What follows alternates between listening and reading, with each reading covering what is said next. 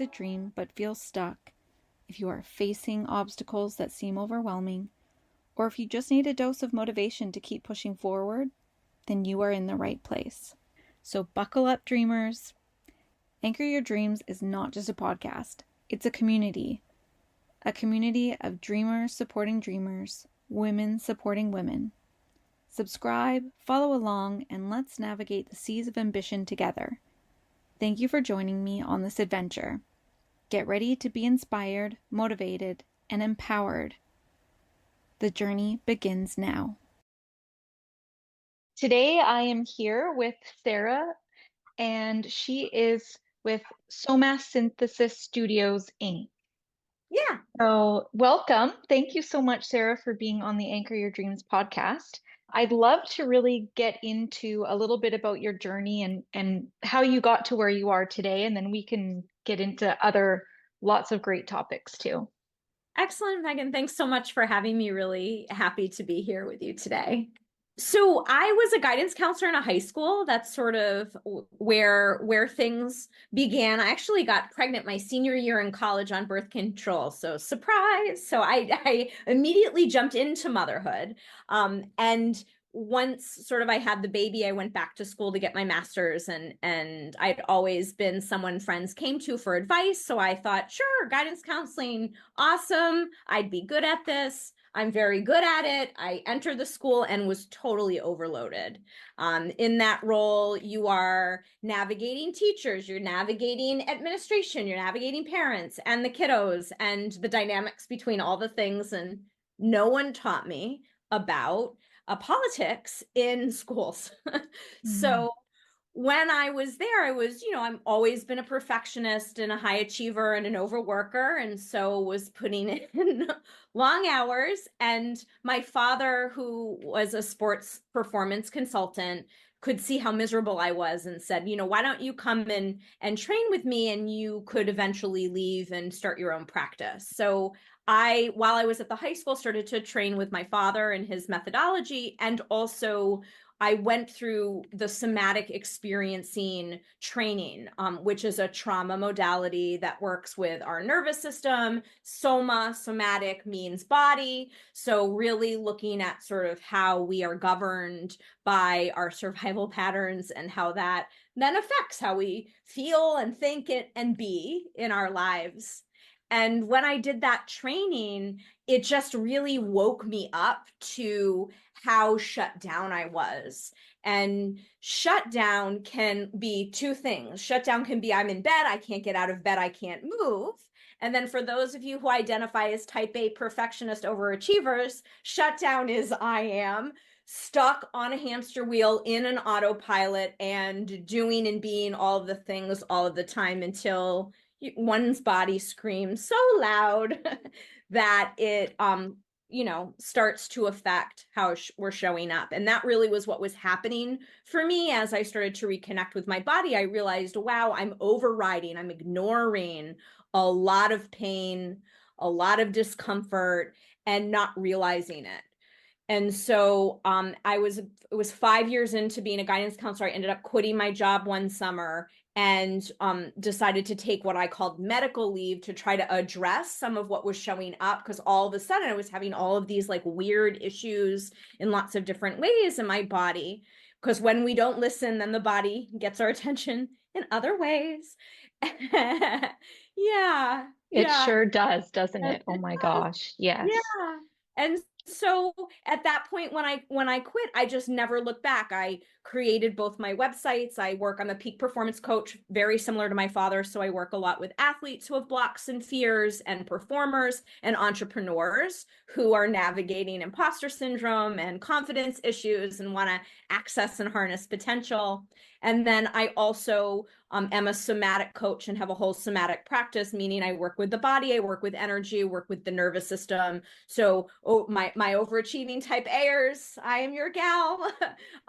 Lots of people find me after they've done decades of therapy and they know what they want to shift and change, but their bodies aren't quite lining up with that. And so that's where my work really comes in. We're looking sort of underneath all of the things, and this is beyond mindset. If your body is feeling or sensing danger in any way, it doesn't matter what kind of mindset you have, your body is going to win every time.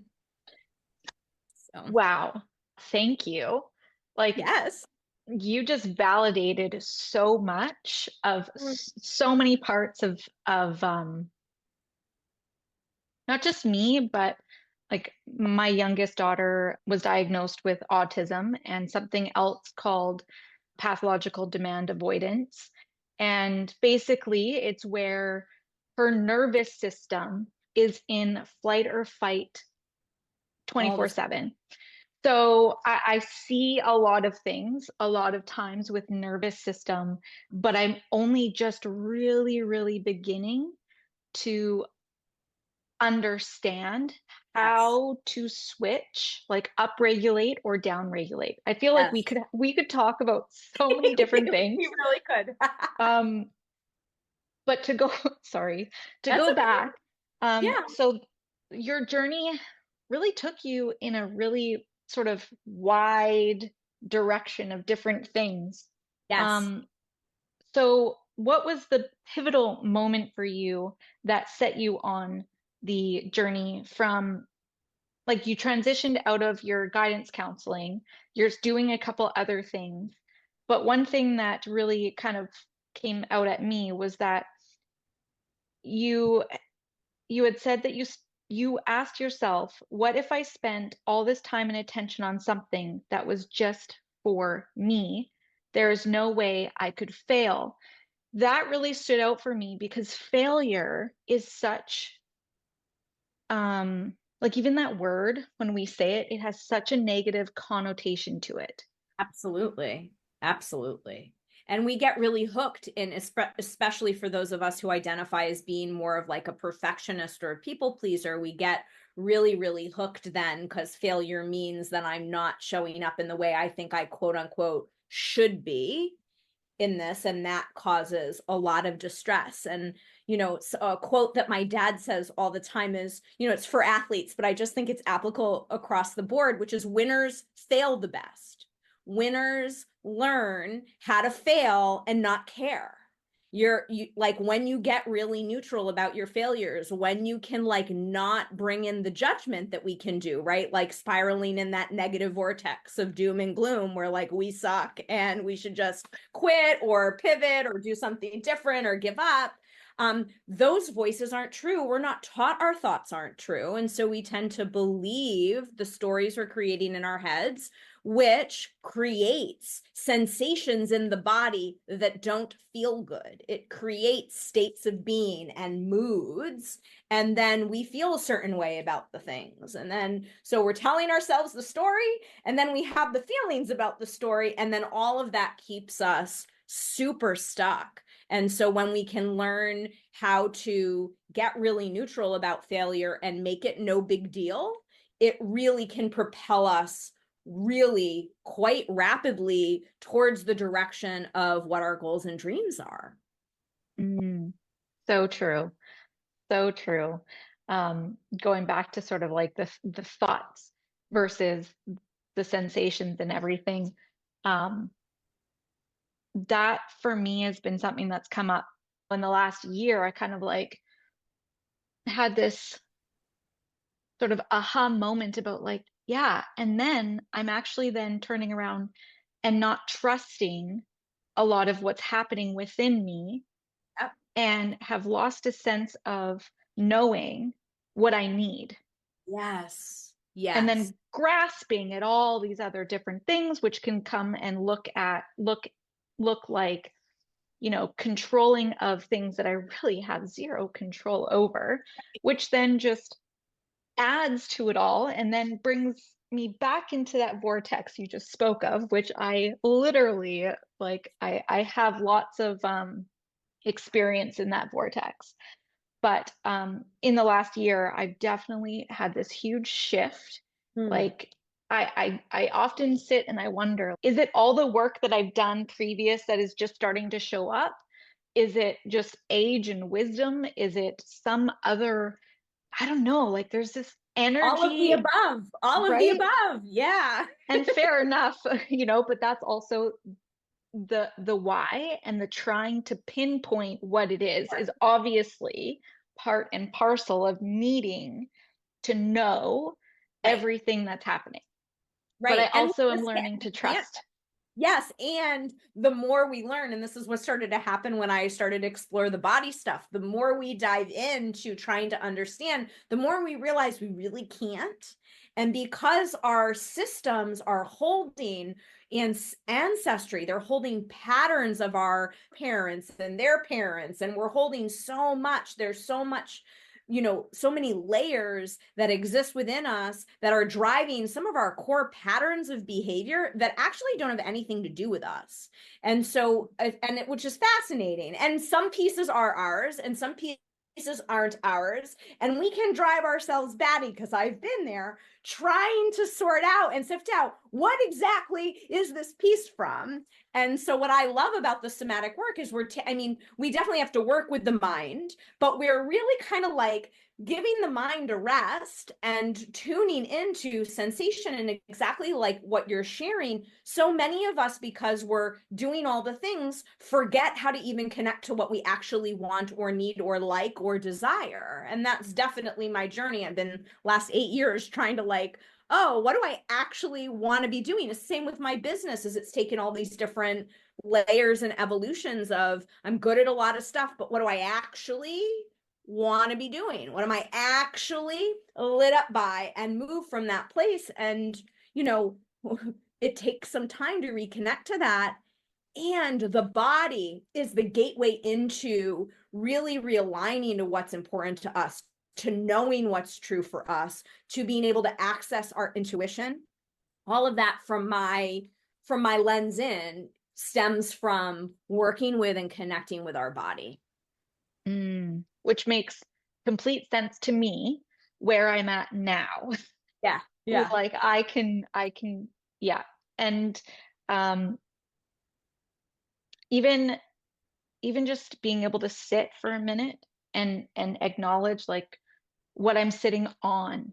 Yeah. Something as simple as that, it would have never occurred to me until I started doing different sort of deep work and reading more about the nervous system and learning about it, and shifting, like I used to hear people say a lot of grounding. Well, to me at that time, it's like, okay, that's great. How do you do that? What is that? What are you talking about? And even one of my friends was saying that she used to every day go outside in bare feet. Yeah. And that was intentional. I didn't realize I've been doing that daily for so long, but it wasn't, I'm going to go ground myself right now. It's just a natural thing that I did. But now I'm able to see the positive pattern that it's had on me. And now I do it more intentionally. That's beautiful. And it is so amazing, right? Like what you're describing is this innate wisdom that our bodies have, that even though intellectually you didn't understand that stepping on the earth with bare feet was going to deeply like realign you, to start to have you merge with the healthy energy of the earth that's going to bring in calmness and grounding, your body just did it. Right. And there are ways that, we've really ignored for so long that we've lost touch and connection to, like, what are those healthy cycles and that body intelligence that lives within. And so that, like you're saying, taking these spaces becomes key, especially for anyone listening who's sort of like, running your own business, or you're a working mom and you're doing all the things. Like, we have to prioritize creating space so that we can sense ourselves, so that we can take a minute, so that we can feel, like, literally just feel our butts in our seats, like, which again, as you were saying, like, and we both laughed, is so silly and simple. And yet it's what organizes and orients our organism to actually recognize that you're just a body in a room at that moment, and there's no tiger coming to eat you. Which is, when we live in a lot of activation energy, a lot of stress, anxiety, or even if you don't identify as being stressed out, but you're busy and you are just doing a lot, that's still churning the same chemicals as if you were stressed out. That's cortisol, that's adrenaline. And those chemicals are super important for our survival instincts, but they're not designed to be turned on all the time. And that's why so many of us are sick and, or we're in pain, or we're, get in pain after the day, or like get sick after we run a workshop or do a big launch or running, a big event, because we're ignoring what the body is trying to say to us. Well, and going back to that word, which I wrote down, is overriding. Yeah. Because I find, like, even for myself, I used to do a lot of markets, and there's a lot of peopling involved. Yes. And with all the chaos, and everything that happens at home, then going out and having a different type of chaos, something I wanted and invited into my life, I would need days after these events to like come out of it. And I didn't realize that before. I thought there was something wrong with me. And I thought, well, again, this is a piece of, well, I'm a failure. And how can I be an entrepreneur if I can't handle doing this, this, and this? But really what it came down to is like, no, you need to start listening. Stop overriding things. Stop overriding the rest and build it into your schedule. Yes, exactly. And what you're really talking about is capacity, right? Like whether, because lots of us are capable, we all could, we can suck it up and plow forward and do it all. Like we do that a lot. But like what actually is our capacity, and learning our edges, and then learning what we need to expand our capacity. And everybody, like literally body, needs different things. And so for some of us, like, I really resonate with what you're saying around the markets. For me, it was travel. I'd go away, fly to California, across the country, teach a weekend program, come back and get mad at myself on Monday when I was tired. And it's like, well, girl, like you flew across the country, you taught for like 14 hours, like 2 days in a row, and then you're on no sleep, took a red eye back, and you're mad at yourself that you're tired. Like we do that. And so it's really learning like your unique cycle and system. And in a cycle, we have expansion and then we have contraction, and like not fearing the contraction places, not making them wrong or bad or equal failure, but embracing them and building them in. Like, so now when I travel, I don't book anything for, at least one day. I try to do 2, but at least one day after, right? Because I know I need that time to, help myself feel more expanded and come back into alignment with myself. And it's the same thing. Like I do a holistic fair once a year, and I speak at it, and it's 2 days, and it's a lot of peopling. It's a lot of conversations. I love it. It's awesome. And it's exhausting. And so figuring out in those scenarios, like old me would have been like, no water, not bring any food, just be in the excitement and talk to everybody. And then I get home and I've got a headache and I like haven't eaten anything and I got the shakes, and then I'd get sick right after. And so, learning to make sure, like I always bring my husband now. He's always, making sure my water is filled, my food is like coming to me. So I'm eating, like that I'm getting in a tub that night and not just saying I'm too tired, that I'm building things in for me that help sustain my system. And if I'm ignoring my body, or I don't even know what my body needs, I'm not going to do those things. And then I'm going to crash even more. And so it's again, this connection of coming back to really paying attention and listening, and it's a lot for a lot of us, it's a reconnecting to our bodies. Yes. Well, and that's just it. And then as you're listening and you're connecting and you're trusting your body and your intuition and what it needs, and you actually acknowledge and serve that, then you're really starting to also allow for endurance to be built up. Because that's, for me, that word endurance, and what one thing that I kind of am coming to is like, okay, I'm acknowledging all this stuff. I'm acknowledging that I need the rest. That's great. And it sounds like I can relate to the no water, the no drinking, the no eating, all these different things. You start like there's a lack of trust essentially within the Yes. organism. But doing all those things and having like I did an event not that long ago, and I did have a friend help me at this event, and she's like, "Okay, Megan, you need to stop right now. I'm getting you water." Yeah. And I was like, "Oh, right. That probably Yeah. would be a good thing right now." Yeah. And otherwise I would have powered through, not because I wasn't like thirsty, but part of Right. it's because I was having fun, and Right. adrenaline in those Absolutely. moments shows up. Even though it's not a saber-toothed tiger, Yeah. adrenaline still can help you get through things too.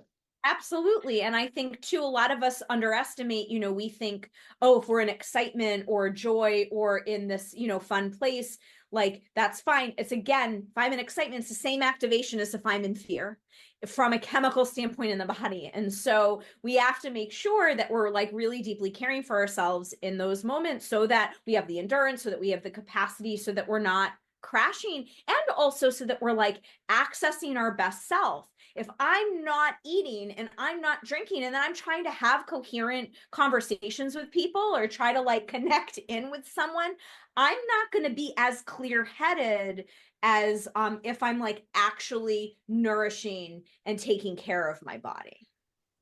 And For sure. Yeah. And also, just as you were saying that too, it brought me to like to realize, and this is now looking back at the event, if I had have just even like 2 seconds just stopped, taken a sip, it also would have brought me back to awareness yeah, to other things that were happening around me. I tunnel vision, I don't right? exactly. That sort Yeah, of like hyper focused tunnel vision will creep in, right.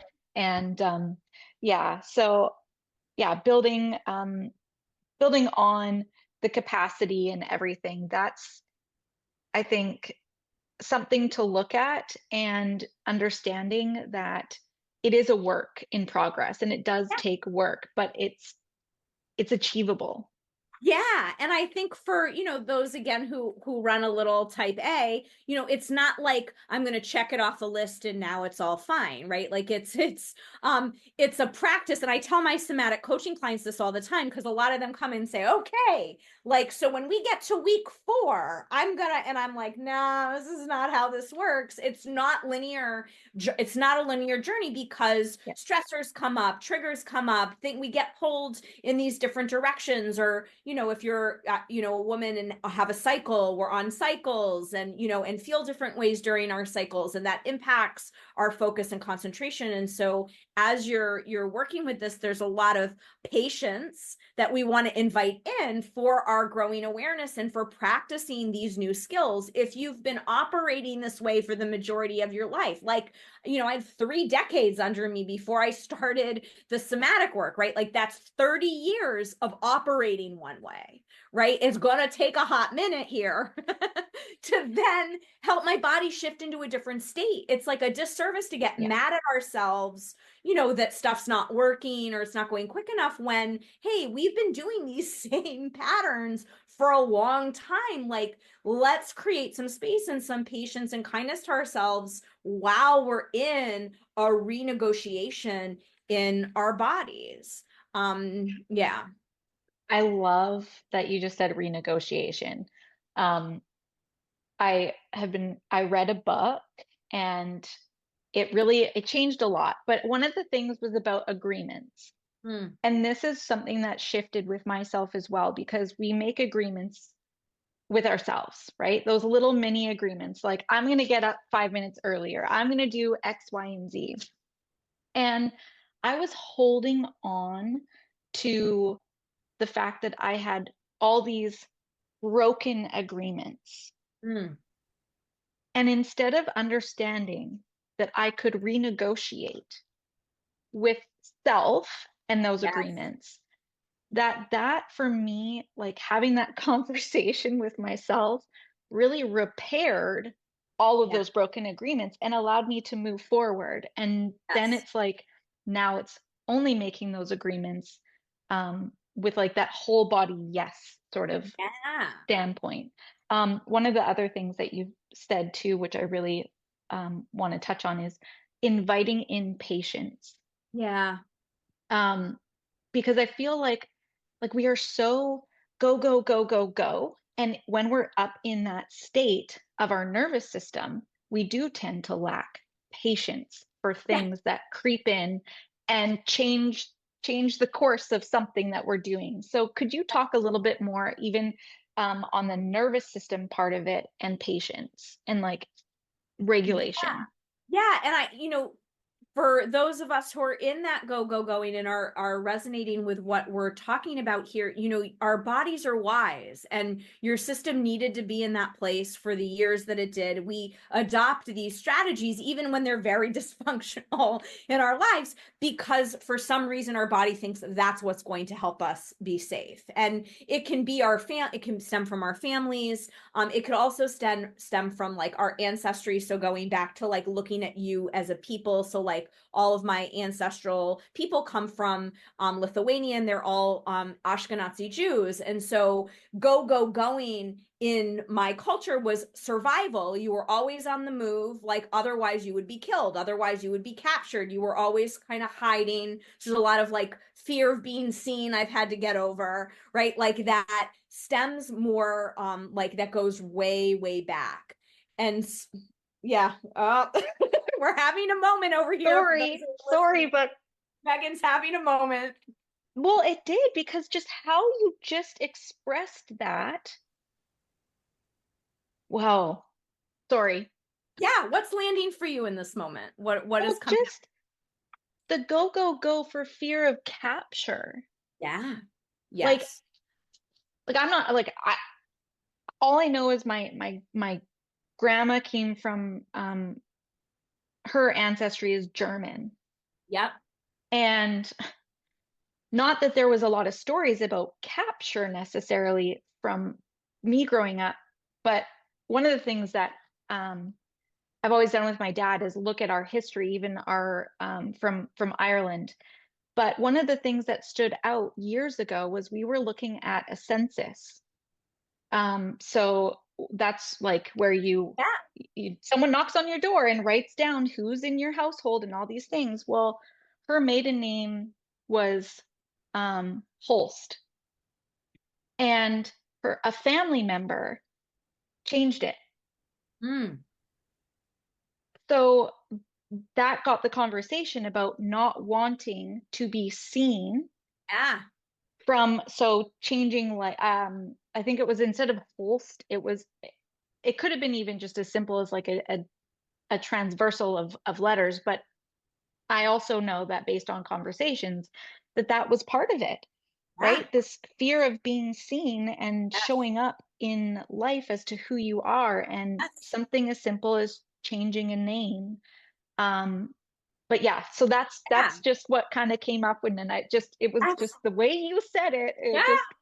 It just pinged. Yeah. And also, if you identify as female and you're listening, right, like, we are holding all of the witch history, right? And particularly if you're running your own business and you're dealing with a lot of fear that comes up about being seen or about being in your like authentic expression, like there's a lot that we contend with that kind of goes back to, it wasn't safe to be, a medicine woman. It wasn't safe to sort of own your psychic gifts at a particular point. It was for a while, and then patriarchy happened, and then it became a problem. But all of that lives within us. And so going back to sort of the question that you asked around, okay, like, so how do I give myself patience?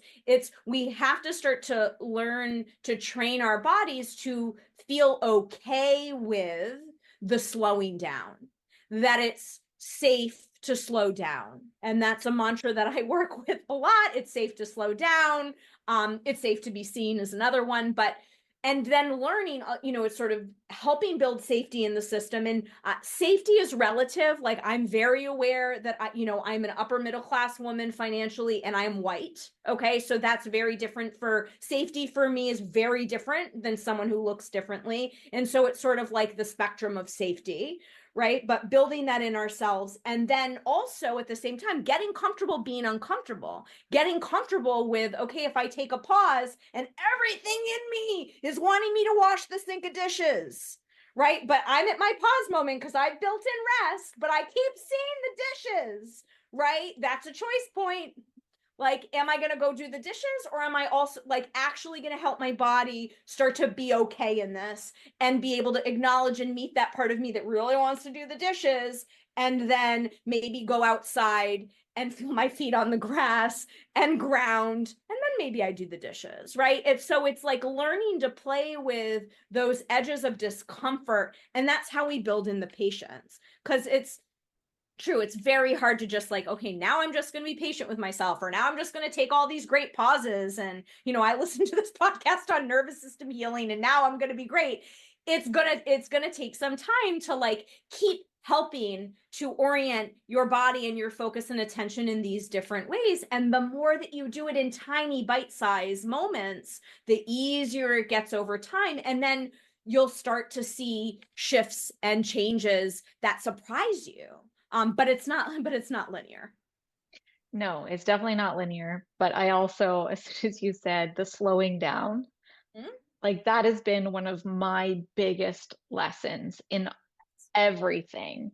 And I think one of the hardest ones, Yeah. one of the hardest ones has been learning to be comfortable doing things slower, whether Yes. it's projects, whether it's mowing the lawn and just like actually I went on a few walks in the last week and a half, and every friend that I went for a walk with was like, "Oh my gosh, like, can we slow down?"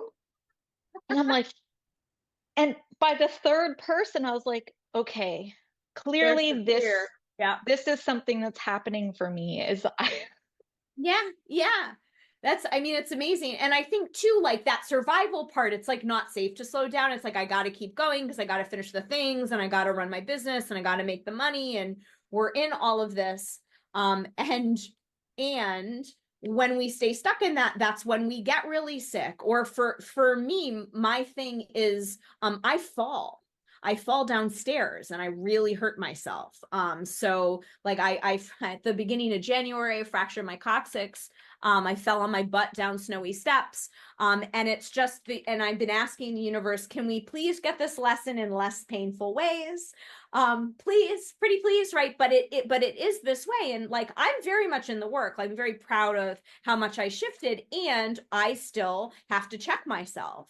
And I still, fell down, really hurt myself, didn't know it was fractured, looked out at my car down the driveway, looked back up at my house, and then went to work and did 3 hours of hands-on sessions. So like, I've been in this work, now 12 years, and I still have these choice points that I am contending with in my system. And so it's learning to be very kind to ourselves in that, and recognize, for me, that was a conscious choice. Like, I was very aware I was not making a good choice, but I was like aware of it. It wasn't an autopilot. I was a very clear choice point moment that my husband then yelled at me about later that night when I got home and I couldn't walk.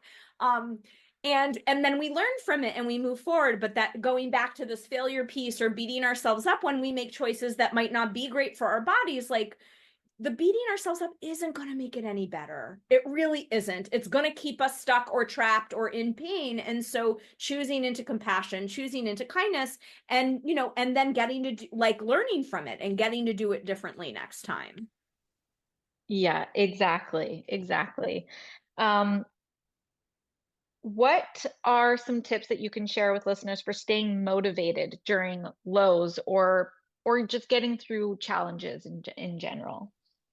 Yeah, so I mean, there's lots of different things that people can do, and I'm a really big advocate of like finding things that work for you and leaving the rest. Like, I think when we're on our self-development journeys, we can be like looking for the one thing that's gonna like fix it. And then like we go and work with someone, or we take a program or a course and we're like, wait, I don't know.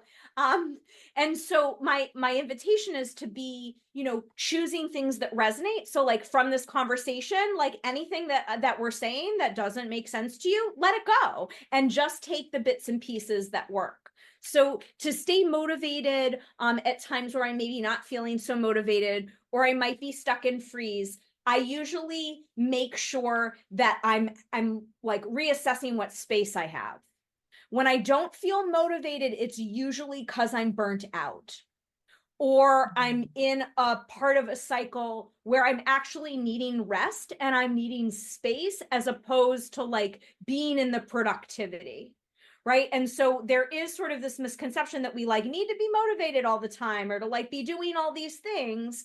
And, if I woke up and brought my son to 2 homeschool things and came home and saw 3 clients and then created space for myself to work on a creative project and don't feel motivated, no kidding. Like I just did all that output, right? So it's really learning how to create these spaces of recalibration, of downtime, of being able to sense ourselves, so that we know what like genuine creative motivation feels like within us, versus when we're trying to sort of be motivated. Usually I would look at like, did you eat today? Have you had anything to drink? Like, did you sleep?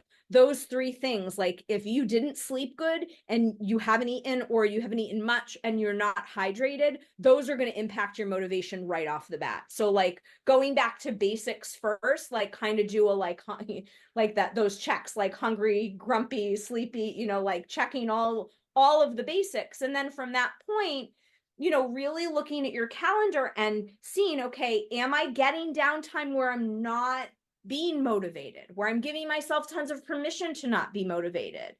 And then from it, most people don't have that, right? So then it's not a motivation issue, it's a rest issue. And I promise, when those break, when you start to build in days off, when you start to really create space, your productivity and your motivation will follow suit with that. Yeah, and I've seen that for myself just in this last year, with the acknowledgement that I really need to work on slowing down. The crash and burn is way less. And that's a pattern, like you said, you've been like working on. It's not linear, and nothing is just going to come and it just happen. I know a lot of people, lay in bed one night and they're like, tomorrow it's going to be like this. And like we can do all the manifesting, visualizing, and all the different things, but really we have to get comfortable with doing it slowly and building up and building in the trust. One of the things that you like a term that you use is expansion and finding expanders. Can you share a little bit more about that? Sure. So, all things, all creatures on Earth, including us, have cycles, have growth cycles. And, so if we think of a flower blooming, right, like that's a process of sort of this unfurling and then into the expansion of like our fullest potential. So I really believe that we're here to access that fully expanded place. And, as we're expanding, right, whether we're expanding our businesses or expanding our families or calling in more friendships, that takes a toll on the body, right? So if I want to bring in more money, that also is going to have a toll on my nervous system and my physical body. Like we want to be able to be in a fortified expansion, like where my capacity can hold what's coming in without breakdowns. And so what I like to do is look for people who in my world or in my field or on my socials who are mirroring what I want, how I want to be, because our brain has mirror neurons. Like when we see something, it's showing our brain that it's possible. It's showing our whole nervous system and body that it's possible. So when you're on social media and you're feeling jealous of someone you're seeing, that's a really good ping to shift that into, ooh, thank you for showing me what I want. Thank you for showing me what's possible, and those people get to be expanders. And so really showing our whole systems what is actually possible. And the more we're surrounding ourselves with that information, getting, you might have people in your immediate world, but I love like movies and TV for this too, where like, you know, if I want to work on owning my power and I want to work on like my feminine queen energy, like I tell clients all the time, go find their great PBS shows about queens where there are all these teenage girls who had to like own their queendom in front of all of these courts of men. There's some really, really great ones. And watching, when we're watching that energy and we're watching other people doing the things, being the things that we want, it then allows our nervous system to digest, oh, this like is actually possible. I love that. I love Cool. that so much. And it's interesting to like, because inspiration can really be found in so many different ways. And that's what I'm starting to also realize too. Like, yes, utilizing another human being, another can really help people. I, for myself, have been even noticing other organisms Yes, being absolutely. helpful as my towards expansion. It's Yes. been really Oh, interesting. it's amazing. Yeah, absolutely. Like nature, like, you know, working with trees or water or like the heat of the sun, like whenever we're having any of those mirrors of energy, yeah, it shifts physically in our bodies. It's the heat of the sun and the brightness of the sun is definitely something that has always been one of those things for me. Yeah, yeah. Beautiful. I have this vision as soon as someone says heat of, like as soon as you said that, a vision of this one time and space, and I remember just turning around towards the sun and just like closing my eyes and standing there with that heat of the sun just like beaming on me. Yeah. And yeah, beautiful. What has been one of the most surprising connections you've made along your journey? Oh, that's an interesting question.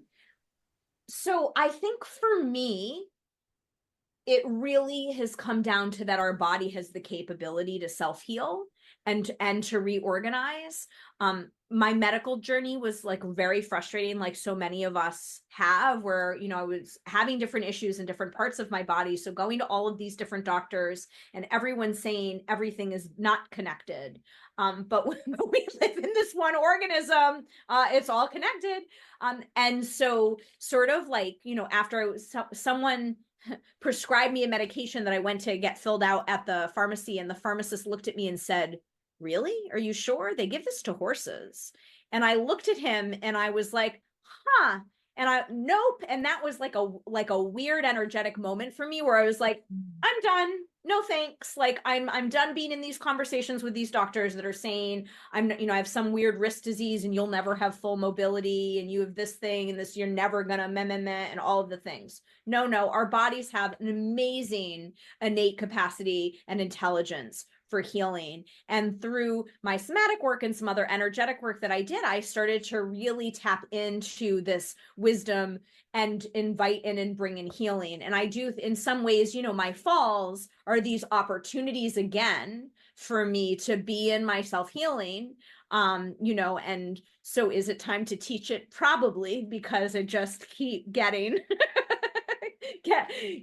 getting that in my face. But, you know, the bottom line is that when we learn how our body works, when we learn how to harness the cycles of the nervous system, we can really, really access our innate potential and for healing, but also for anything. And that's pretty amazing.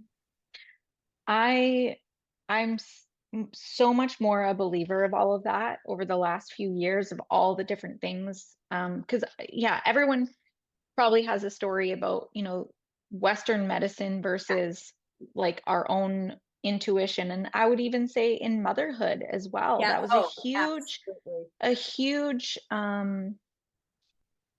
beginning for me of really understanding intuition, you know, like the Yeah. mother's intuition. But I would also say women's intuition with that as well. And not that men don't have their own intuition, but I do feel that it's a lot different. It is different. It comes, and my husband and I have this conversation all the time. His information comes in differently than mine, and it's different. Yeah, exactly. One of the other things that I'd love to touch on is overcoming imposter syndrome. Like in somatics and in nervous system, what is a because imposter syndrome, especially now with social media, and you brought up, when you're looking at something and you might feel jealousy. For me, sometimes it feels like more, not so much jealous, but it feels like a who am I Right. to do not only what I'm trying to do, but then to also match because that's the vision. Do you know do you understand what I mean? I do. Yeah. Yeah. And so speaking to imposter syndrome a little bit, is that, yeah. Okay. Mm-hmm. Yeah, so I think there's a few things that happen with imposter syndrome. I think particularly like in the United States, if you're living in the United States and listening, like we don't like to be a beginner. We think that we just have to be great at stuff right off the bat, and then if we're not, there's something wrong with us. And so there is a piece of this to like allowing yourself, if you're starting something or it's new, to like give yourself permission to be in the learning of it. And that is that you're not being an imposter, you're owning the stage of where you're at and making your offers from that place of this is new and this is important and I'm offering from that place. So there's sort of like that category. And then for those of us who've been doing work for a long time and do have a mission, have a purpose, are really aligned with what we've got going on, there are ways that we can start to train our body to feel safe and comfortable in our alignment and in our message. And so it's, there's a rooting into faith and trust around like, this is the reason, like why I'm here, that we then can like make as a touchstone back to like when those feelings come up. So a practice that I love to do, this isn't somatic based, but it's just something that I find helpful, is starting an evidence bank, like on your phone, on your notepad, like of clients you've helped, of things you're doing that like have had success, of feedback that you've gotten, like micro all the way to big things. Like, I mean, like teeny tiny little things, fill this list up. And so that when you're in a moment of an imposter syndrome, or like, you're going into a podcast interview and you're feeling like, oh, there's just a big following and, I don't know how I'm going to feel about this, right? Like if you feel that, it's, there are tools that you can work with your body to actually settle your body and to then pull in an imprint of confidence. So there's ways that we can work with different embodiments that we hold in our posture, in our tissues, and physically how we feel in our body. But I love the list because it can, like, we often forget how awesome we are. It's like, we really do. We forget all the things that we've done or what we've grown or how long we've been doing our business or in the thing, and so having it very concretely, like, which does feel weird and simple, but like on your phone to just pull up at any time can be a really big diffuser in those like heightened moments of second guessing ourselves. I love the evidence bank. I love that idea because it is true.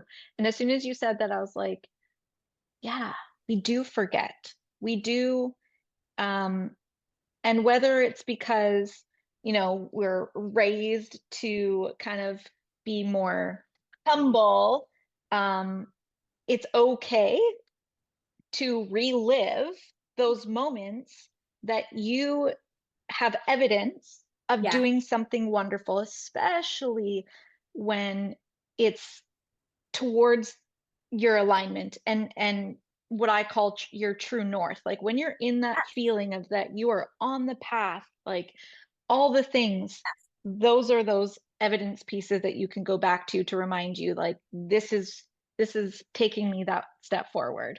Absolutely. And that's what builds confidence. And then the other piece that I'll say is you can't be an imposter because no one is like you, right? We all have our own frequency. We all have our own energy. And so even if you're doing similar work to other people, no one is going to do it your way because of the flavor that you are bringing to your work. So really rooting into the fact that we really are individuals. And it's the same in nature. It's reflect, there are no two species of the same tree that are identical. There are no two flowers that are identical. Like, they all are slightly different. And so we get to bring sort of that like aspect of the prism. You know, I was getting this image of like, you know, all the facets of the prism, and like we get to shine our one facet here, and your people will find you. Your people will be magnetized to that facet.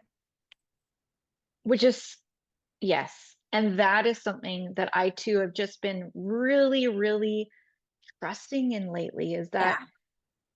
even with hosting a podcast, the right guests will find me. The right guests, whether it's right for me, whether it's right for the audience, like, Right. you know, saying it that way, but it's just like that alignment, the energy, the frequency, all of those things. We have talked about so many things. I'm just looking at the time here. Sure.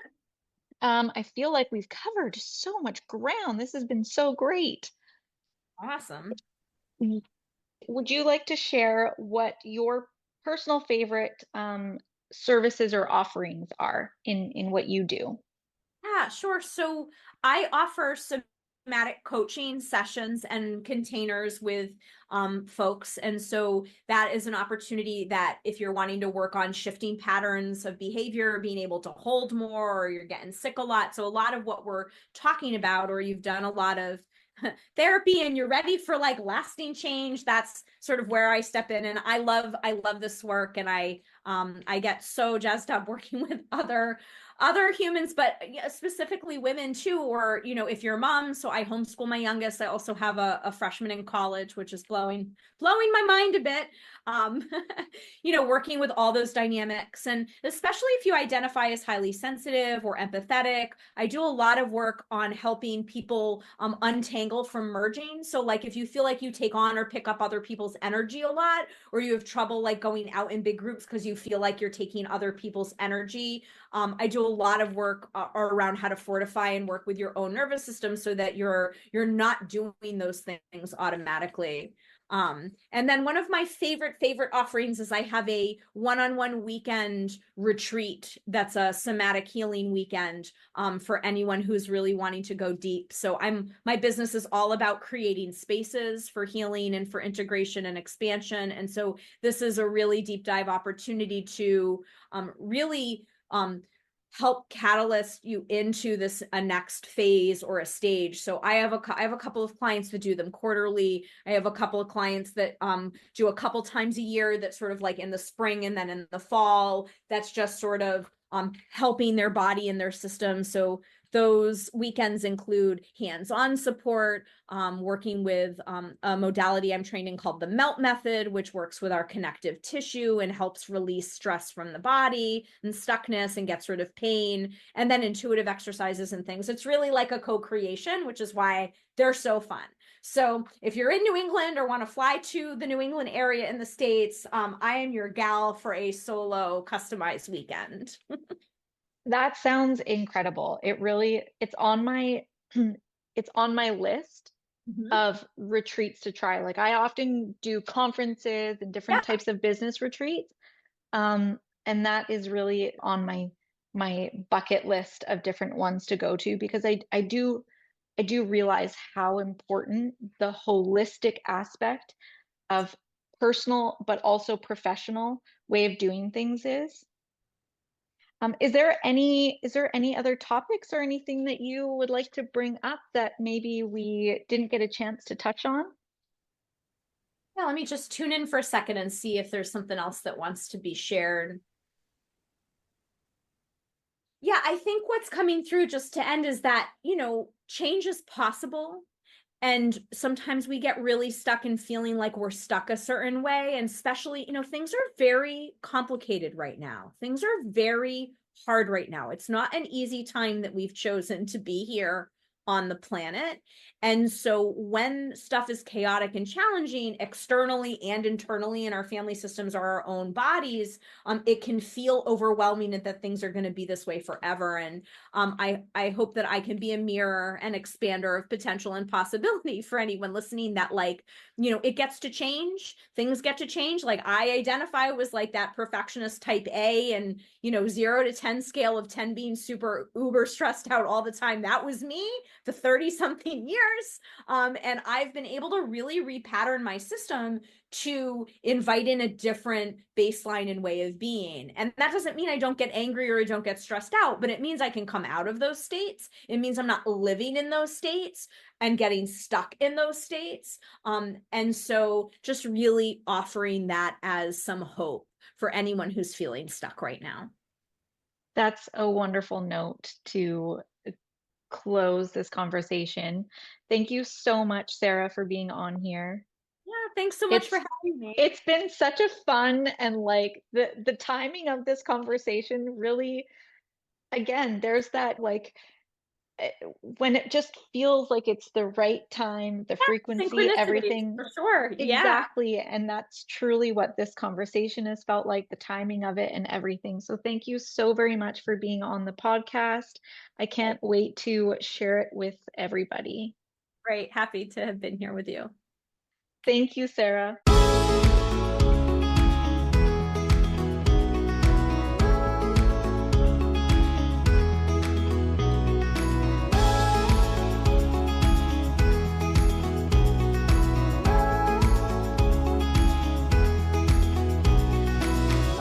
Thank you for joining this week's episode of Anchor Your Dreams. I hope you enjoyed today's conversation as much as I did. A big thank you to our incredible guest for sharing their wisdom and insights. If you resonated with today's episode and want to explore more about turning your dreams into reality, be sure to subscribe to the podcast. We have a lineup of amazing guests and valuable content coming your way. Don't forget to connect with us on social media. You can find us on Instagram and Facebook. Share your thoughts, insights, and your own journey using the hashtag #AnchorYourDreams. Head over to our website at meghanmcquillan.com in the podcast section, where you'll find the show notes, resources, and information about upcoming episodes. Before we wrap up, I want to express my gratitude to each and every one of you.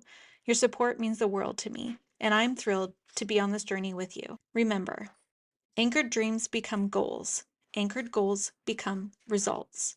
Until next time, dream big and stay anchored.